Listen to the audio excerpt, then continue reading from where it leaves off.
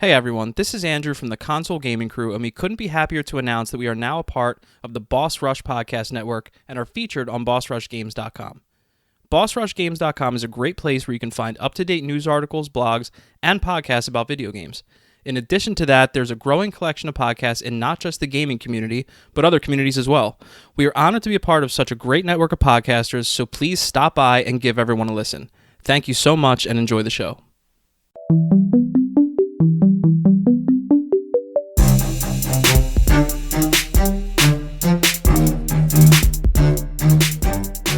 Yo, crew members, what it be? Yo, crew members, what it be? Bitch. All right, I'll do it for this time. No, we keeping that. Let's go.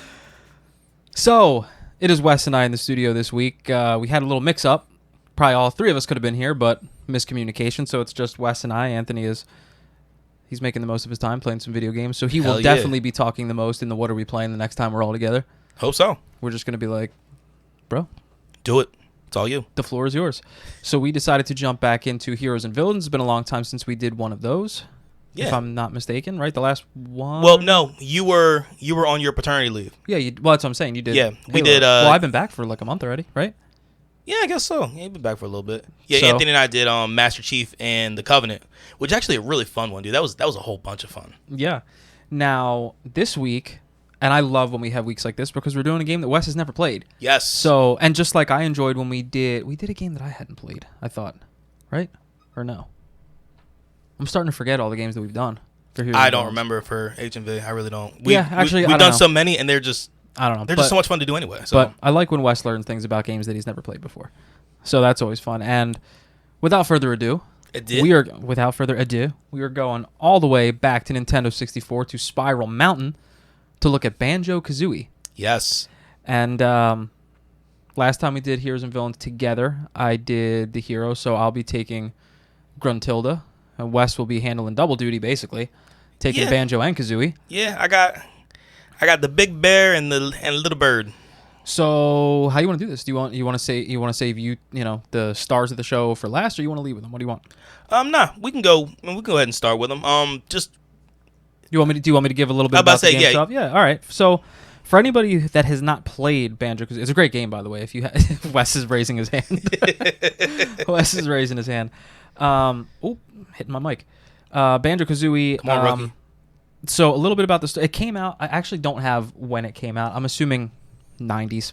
97. 97 for the Nintendo 64, and to my knowledge, that kind of not necessarily birthed that type of game, but I believe from that game then came games like Conkers and stuff like that, which is basically just like Banjo Kazooie with a R rating or a mature rating, basically is what it was. But anyway, so Banjo Kazooie, a little bit about the story. It begins one day at Spiral Mountain, which is an area inhabited by Real quick, 1998. 98. 97 is where you first see Banjo. I'll get into that with my part. Is that a boy? Yeah, but 98 is when the games actually came out. Okay. And this is just a brief rundown of what the game is about, in case you're interested in playing it, and then we'll dive into the characters. So again, the story begins one day at Spiral Mountain, an area inhabited by Banjo, Kazooie, his sister Tootie, and Bottles the Mole, and several other creatures, including giant hopping carrots and onions, as well as flying cauliflower.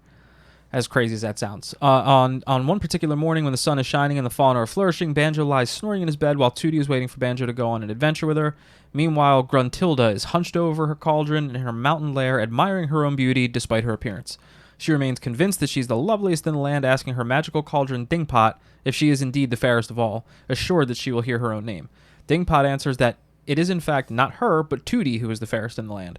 Gruntilda is enraged by this and sets out to Tootie's house to kidnap her and steal her beauty.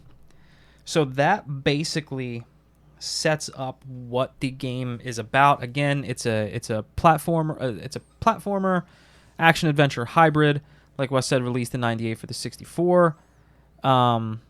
This game apparently is the only game in the series to be released in the '90s. I actually didn't realize that. Oh yeah, everything afterwards was 2000 because Banjo and Tootie was 2000. So that's just a little background on what the game is about, and I'll let Wes take you to Banjo and Kazooie. All right, so let's start off with Banjo. So he actually made his first appearance in Diddy Kong Racing in 1997. I didn't realize that came out first. Yeah. Huh. Now, one of the reasons that he ended up in that was because technically Banjo is actually a Nintendo character. Okay. A lot of people don't know that. So Banjo was originally going to be the main character in a game that for the SNES titled Project Dream. And from there, you know what I mean, he would have went ahead and had a game part of the Nintendo world.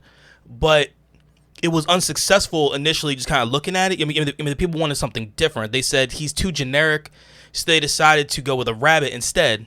And that game was also unsuccessful. So but from there, Rare decided to go ahead and base a game around him. So what is it with these gaming companies trying like hell to make everything a rabbit first? Sonic was a rabbit first.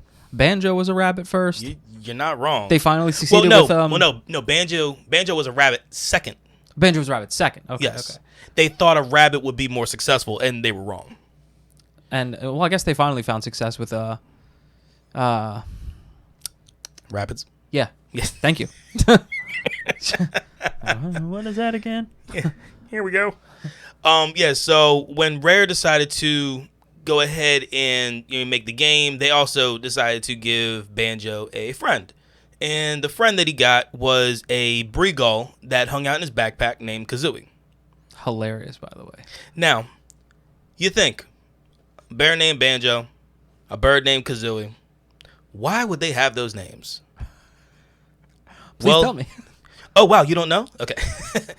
So Banjo literally is named because of being able to, because of a banjo. He's actually a pretty good player. Yeah, he actually plays it during the intro theme. Yeah. Oh, were you gonna say that? Yeah. Oh, my B. No, it's all good. Look, man, I'm here encroaching, to work. I'm encroaching on your territory. No. I'm here to work. I'm here to work with you. I'm not trying to step over you. Man. That don't work that way. This was back when video game intros were like, I'm not ashamed to say this is back when video game intros were good. You really don't have very many game intros anymore. First thing I ever think of is like Tekken 3. Tekken 3 was an amazing intro. Yeah, but like that shit, that just the music that gets you ready to go, and well, this one's obviously more lighthearted and cartoony and fun, but still, like, bring video game intros back. Now, sticking with Banjo, he is a very well-mannered, sweet-natured type of bear. He uses the Mr. and Mrs. When he speaks to people. Kind of reminds me of, the way, at least when I was raised, the way black people were raised to go ahead and talk to people. Like, you be Mr. Andy, your wife be Miss Alex or Mrs. Alex. Like, it's the way that I was raised to go ahead and talk with people as a sign of respect. And, Banjo did the same type of thing. Now, when it came down to his friend, a little different. Yeah, she don't really talk that way. Now, I have I got an entire thing of. You said her. Kazooie's a female? Yes, Kazooie is a female. Wow, I didn't realize that. Yes, that is actually news to me. And it's actually funny because people actually think that they're dating, that they're an item. She lives in his backpack, but seems a little possessive. Very. But just to go ahead and keep with Banjo. Everybody thinks he's a little bit slow. Anytime he tries to make a little quip or something that sounds kind of smart, it never happens the right way. Like lost in translation type of things. So it sounds like he's a little off. But think of him as somewhere from down south, just laid back type of mentality. Yeah, I'm gonna go ahead and just get this going right here. Let's go ahead and just be smooth. Let's get it going. Yeah, the sounds that they chose for his voice would lead you to believe he's a little slow, because this game, if you've never seen any of it, we can pull up some clips after this. Jess would probably thoroughly dislike it if she dislikes how they talk in like Animal Crossing, because it's kind of the same thing. They have, they don't actually talk. Mm-hmm. They have the text that scrolls, and then they're that's what some of them sound like. Legit. Okay. But yeah, it would lead you to believe that he's a little, a few tacos short of a combination plate. You know what I'm saying? Now, when it comes down to Banjo by himself and his abilities, I'm leaving Kazooie out because when they're together, they do have abilities together. But when it's just him, he can actually use that backpack for a lot of different things. He can use it to swing across, to go ahead and like climb up something. He can actually use it as a sleeping bag or a potato sack. The backpack's, the contents that it can hold is infinite. It is a bottomless backpack, essentially, which kind of explains why Kazooie can stay in there with everything else and not have an issue. He has the ability to climb different structures and grasp ledges with his fingers, which is something that Kazooie cannot do. And he has access to reach difficult spots when you're playing as them together. Now, all right, so everybody knows, well, I guess not everybody. A few years ago, E3, they announced that Banjo and Kazooie were going to be in Super Smash. You know what I mean? The Smash Brothers and everything else. Why don't I remember this? Oh, yeah. There was a big thing about it. Yeah, I think it was like 2 or 3 years ago. But I went ahead and found this part actually kind of interesting. So the person that voiced Banjo also voiced Kazooie. His name is Chris Sutherland. The name might sound a little bit familiar. Like, as in from the famous... No. Okay. Kiefer and... I was about to say, is that why it sounds familiar? No. That'd be some shit. No, the reason why is that he also voiced Diddy Kong and King Cruel in the Donkey Kong games. Wow. Into which we already hit those before on Heroes and Villains. Please go back and check that one out. That was actually a really fun episode. Yes, it was. But yeah, so he was also a programmer for Banjo Kazooie, Chris Sutherland. And yeah, dude, I mean like you would easily think that he would be part of that family, but I have no information to go ahead and say that. Yeah, as soon as you kind of let me, you set me up in a trap when you say Sutherland. Say, now that might sound familiar because... Well, no, because I'm pretty sure we talked about it during our Heroes and Villains episode. Oh boy, we have so many episodes, which is a good thing. I know. I'm just saying. Continue, good sir. Kazooie. Oh, and it's funny because now that you've now told me that Kazooie is actually female, because I was about to say, like, I feel like, because now I can't say what I was going to say because now it sounds rude. Because before you even said anything about, people think that Banjo is kind of slow, I was literally going to say that Banjo Kazooie would be like you and me walking down the street with me sticking out of a backpack. just me talking a lot of shit and helping us navigate, and you just fucking everything up, like destroying everything. Oh shit! Oh my god, that is so funny. All right, so Kazooie, like Banjo, her name also comes from the instrument, the kazoo, and she actually is a very good, kazoo player. And once again, you see her play during the intro of the game. Is that what you call them? Is it a kazooist, or is it a kazoo player? I'm just curious now. I would say a kazoo player because kazooist just seems a little strange to me. But I'm game for either one. I mean, pianist doesn't sound great, but... That is true. I mean, piano player sounds better. You weren't expecting that. Now, the funny thing is that the kazoo that Kazooie plays doesn't even look like a kazoo. It looks more like a fucking bugle. Like old school. You know what I mean? Like... Yep. Straight up bugle. So, personality-wise, yeah, we kind of got into this, a little bit before. She is a wisecracking, obnoxious, sassy, cheeky, hot-tempered, egotistical, tell it like it is type of bird. She rubs a lot of people the wrong way when she talks. I can see that. And she actually does something like, if you're standing idle for a while, it's Banjo, she actually gets out of she pops her head out. She actually starts pecking the back of his head. And this probably isn't very kosher now as opposed to when the video game was first made. Just because things are just different now. But he used to actually wring her fucking neck when she would do that shit or when she'd do something to go ahead and fuck with him. But apparently she never talked bad. She never said a bad name about Banjo. She was always sweet and kind to him. So he was the only one that she wouldn't sass. Besides being pecked in the back of the head. So, besides fitting into the backpack, Kazooie could fly. She could climb steep slopes that Banjo could not. She could shoot eggs out of her mouth and her rump. I'm saying exactly what I have here, rump. So I'm just putting that out there. She can become invulnerable for a limited time and attack enemies with her wings and hatch large eggs when alone. When it comes down to them being together, they have a lot more skills at their disposal.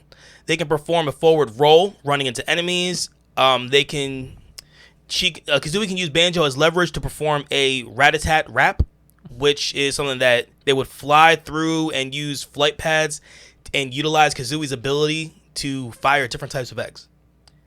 You're nodding your head like, oh yeah, I did that.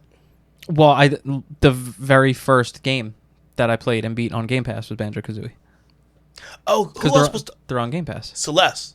Celeste was talking about playing Banjo Kazooie as well. She was. Yeah. Yep. Banjo Kazooie, Banjo Tooie, and I believe Nuts and Bolts are all on there. Yeah, they are. Yeah, all of them are on Game Pass. I was just looking at it. Yeah. Banjo also has access to a powerful magical abilities with his allies Mumbo Jumbo and Humba Wumba. Depending on the game, 1 or 2 will grant Banjo and Kazooie the ability to transform into different creatures, each with its own unique skills and powers. I need to play this. You would have a fun time messing around with it. It looks like I feel like Light would have fun too. Everything I'm seeing with this, it just makes me feel like it's a more modernized, like Donkey Kong type of adventure. Yeah. Yeah. Which I have agree. no problem with. Let's go. It's fun. Obviously, at this juncture, you're going to have to put graphics aside if you're going to go back and play. We are talking about a game from 96, not that I don't believe is 98. 98, I'm sorry. That is, hasn't exactly been remastered. I don't believe.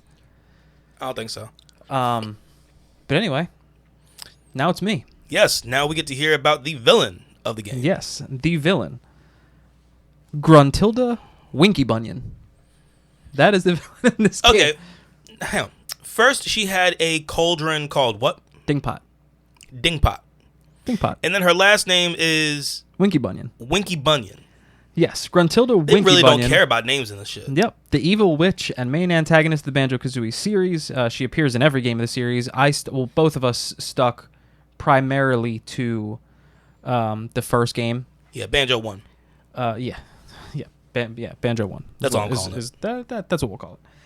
And like usual, I got the bulk of my information off Fandom because they have So did I. legitimate great information on there. So, Gruntilda Winkybunion, born May 12th, 1911, which would put her about 96 right now. A couple other names. Now, these names some of these actually do pop up in later games, but that's not a big deal. But Gruntilda Winkybunion, also known as Gruntilda, Grunty, the Wicked Warty Wench of the West, Grunty. Mecha Grunt. It sounds very Scottish. Mecha Grunty, and Hag. And Hag. Yeah, Hag. Yeah, freaking Hag. So, her appearance, the easiest way to describe her, and you would know this the second you look at it, is she looks like the Wicked Witch of the West has been eating good. That's basically what it is. The Wicked Witch of the West from Wizard of Oz, she's got a long, crooked, pointy chin and nose, green eyes, green skin, covered in warts, standard witch attire, accompanied by a purple scarf and long purple socks. So, she's a woman after my own heart. Because you know how I feel about the purple. Oh, yeah, she definitely eating good. So, a little bit of... Yeah, she eating. Yep. She has it her way. So, a little bit about her. Just like the rest of the characters in the series, and it's one thing that I think you would love about this, Gruntilda has a very comical personality and often breaks the fourth wall. There's a lot of fourth wall breaking in this game where especially Gruntilda like talk to you. Like which is always fun sometimes. The banter that she has back and forth with them, Kazooie primarily, is pretty hilarious. She possesses high intelligence and sarcastic wit. She's very arrogant, egotistical, and overconfident, never expecting Banjo and Kazooie to overcome any of the trials and challenges placed before them. However, although she is extremely funny and whimsical, she is nonetheless very evil, sinister, and manipulative, never showing any form of kindness or concern for anybody or anything, not even her own sisters. She is very power-hungry, mischievous, and sadistic. Hurting others simply for having a sympathetic, carefree, and kind nature. So, Banjo... public enemy number 1. Oh, yeah. Just a happy guy, nice, relaxed. And she looks at him and goes, I want to punch you in the face. Yeah. I hate you. The type of guy I want to punch in the face. So, just like Wes... Well, actually, no, Wes didn't. I broke this down in the beginning when I was talking a little bit about the game. Basically, the premise of the first one, she is told that she is indeed not the most beautiful, which she was not expecting. So, she seeks out to steal Banjo's sister Tootie's beauty. She has this... I forget what they call the machine, but she has basically a machine in her, witch's castle that will strip all of the beauty from Tootie, basically turning her into a pile of nothingness and make Gruntilda make Gruntilda super beautiful. And funny enough, if you die in this game, the game over screen actually shows like what happens if she gets interesting. Which is pretty cool. The way the game is set up, it's set up a lot like Super Mario 64, where you needed to collect a certain number of stars to go into a certain number of levels. Excuse me. This game, they just use puzzle pieces. There's 10. I believe there's 10 puzzle pieces in each level, and there's different puzzles that you have to do to, and figure out to collect them all, to progress through the story. Anyway, back to Gruntilda. Aside from the plan she had to take 2D's beauty away in the first game, her malevolent nature is also shown with how she abuses her minions throughout the game. Fairly typical witch personality, with her goal being the best looking and trying to stop Banjo Kazooie from interfering. That's like standard witch conduct. The one thing you will notice most about her, she does not speak in anything other than rhymes. It is rhymes all game long. All game long. Gruntilda's habit of rhyming was intentionally done, apparently, to annoy the player, something that the second game actually points out. When she becomes a pretty and thin witch after stealing 2D's beauty in the game over segment, she becomes more confident, happy, and proud, and eager to show off her newfound beauty to the world. One of the coolest parts about the first game, and also the most stressful, spoiler alert, are you going to play? You're probably not going to play the game all the way through, are you? You can still. You're not breaking my experience of a. Okay. You mean of a what game that's 20 some years old? Yeah. 23 years old, 22 years old. Yeah. When you get towards your final showdown with her, when you're going through the game, you can find basically the game's like you can see how much they took from The Wizard of Oz, because there's essentially Glinda the Good Witch. Obviously not the same name, but there's a good witch that you can find that every time you find her will give you 3 bits of information about Gruntilda. And when you get towards the end, there's basically a trivia segment where you go through what looks like a board game, and you have to step on different things. And if you get it wrong, you get hit with a fireball. You lose a bit of your health, and you could potentially go all the way back to the beginning. And you have to use the hints that you get from her, to progress all the way through. But one of the funniest things about Gruntilda is not even one of the funny. Like, one of the things that I love about her is, despite the fact that nobody else sees her a certain way, she sees herself as just the baddest bitch in the game. Like, which is kind of look. Cool. You need that confidence. You need that. You need that confidence, man. Yeah. You need to go ahead and be like, yo, I got this. It's all me. Yeah, and I'll tell you, it's back to that's these some T.O. type shit. I love me some me. I forget what her name was, but the lady that I'm calling the Good Witch, for sake of argument here, some of the things that you learn about them is like, little things like Gruntilda was once on the cover of Fat Hag Monthly. This is how deep it goes. Fat Hag Monthly. Man, like that. Her favorite smell is like old sweaty socks and stuff Gruntilda? like that. Is that her name? Is that the other one? I don't. Yeah, that's her. Yep, Gruntilda. So who are they saying that's her sister? Yes. Yeah, one of the 4 Winkybunion siblings. I almost said Winkybunion siblings. Yep, Gruntilda. She's the one that gives you, some of those hints. But also, in that game show thing, are things that you don't get from her, things that they want you to pay attention to in other levels. So you'll get to one that says, hey, when you were in this level and you were in this area, how many windows were in this house? Or something like that. Like little things like that to really make you pay attention. But she gets a little bit crazier as the series goes on. Again, we're going to, we stuck to the first one, but, the storyline, you have, for the second one, basically, she gets resurrected and, her sisters. Don't they always? Her sisters come out. Yeah, she's a witch. She don't go nowhere. Don't they always? But in a nutshell, that's Banjo Kazooie. Like I said, I'm going to play this shit. I mean, you have Banjo Kazooie. I think you should play. Banjo I think you should play it with your daughter. She would love it. And Nuts and Bolts. They're all on Game Pass. Yeah, they're all on Game Pass and are probably like 400 megabytes to download at this point. I was about to say, they're probably next to fucking nothing. Actually, I'm going to pull it up right now. I'm going to look. Go for it. But I just had it right here. 577. That's it. Yeah, so you hit install, and then it's like 3, 2, 1, boom, go ahead and play. I know, right? That's basically what that's like.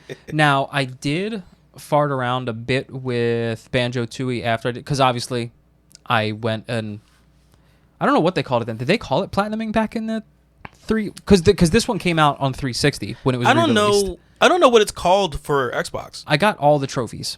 Okay. We'll call it that. Achievements. Sorry. I got all the achievements. Which is actually tough, because in addition to having to get every puzzle piece, like I said, the 10, which the levels aren't really all that big. Some of them are a little bigger than others, but they're all fairly small. So trying to figure out how to get all of the puzzle pieces isn't too tough. But there are also, I believe, 100 musical notes in each one that you have to get. That's a lot. You don't have to, but no. But I mean, if you're an achievement hunter like myself, you want that stuff. But yeah, man. So that's what we got on Banjo Kazooie. So let me tell everybody where they can find Console Gaming Crew. You can connect with us at consolegamingcrew.com. You can go ahead and also email us at consolegamingcrew@gmail.com. Our Twitter, which actually now is being handled by Mr. Andy himself, is at Console Crew. Our YouTube and Instagram are both Console Gaming Crew. Our Facebook is not talked about. It is He Who Has No Name. Fucking Voldemort. He Who Has No Name. We don't say it. Sorry. Jesus. My bad. And then you can also find us at Boss Rush Network on bossrushgames.com. Not only is it Boss Rush Games, but there's also Boss Rush Entertainment. How does it turn into Boss Rush with you every time? I can't do it. Even when I'm sober, I can't do it. It is what it is, man. Leave me alone.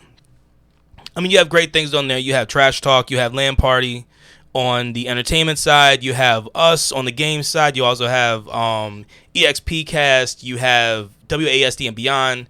You have like the 1v1s. You have the Tower. I mean, you have the Crossroads episodes. You have Arsenal X, which is their Xbox show. Yeah, dude, you have everything. Dude, and you can find them all. You can find them all there, and they're all great stuff to listen to. And you can also see us on Twitch, which is CGC Podcast. We have my co-op nights on Monday. I run through honestly, it could be whatever. I mean, we do Fall Guys sometimes. We'll do Dungeons and Dragons. We ran through some Borderlands 3. One of the last times was actually kind of fun. And then we also have Freaky Friday. By the time this comes out, and not sure what exactly we will be doing. It might be Freaky Friday. It might be Fun Friday. We actually were talking about maybe changing it up a little bit. So we will see. But until then, we appreciate y'all going ahead and listening to us. And as always, please stay safe, wash your hands, mask up if you need to. And always, game on. Game on, y'all. Peace.